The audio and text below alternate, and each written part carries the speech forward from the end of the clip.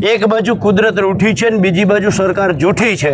હું એટલા માટે કહું છું કે આ જે ખેડૂતની આજે પરિસ્થિતિ થઈ છે એની હારે કુદરતને આપણે ન રોકી શકીએ, પણ સરકારની જે પોલિસીઓ છે આ પોલિસીઓએ ખેડૂતોને બરબાદ કરવામાં ક્યાંક ને ક્યાંક સૌથી મોટો ફાળો છે।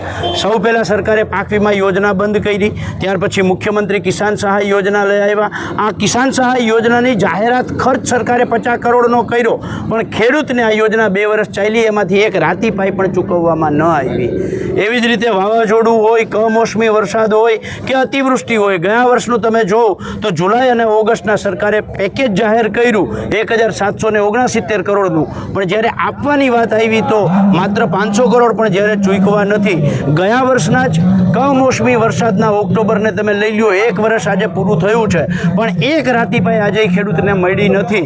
ત્યારે ગુજરાતનો ખેડૂત બહુ બૂમ બરાડા સાથે કહે છે કે આ દેશની તિજોરી ઉપર, આ રાજ્યની તિજોરી ઉપર માત્ર 5-25 સરકારના માનીતા ઉદ્યોગપતિઓનો જ અધિકાર નથી। જો તમે ઉદ્યોગપતિઓના 25 લાખ કરોડ રાઇટ ઓફ કે માફ કરી શકતા હો તો ગુજરાતના 56 લાખ ખેડૂત પરિવારોનું ટોટલ દેવું છે એ માત્ર 96,000 કરોડનું જ દેવું છે। તો આ શું કામ? જો ઉદ્યોગપતિઓના 25 લાખ કરોડ માફ થાય તો ખેડૂતોના માત્ર 96,000 કરોડ માફ કેમ નહીં?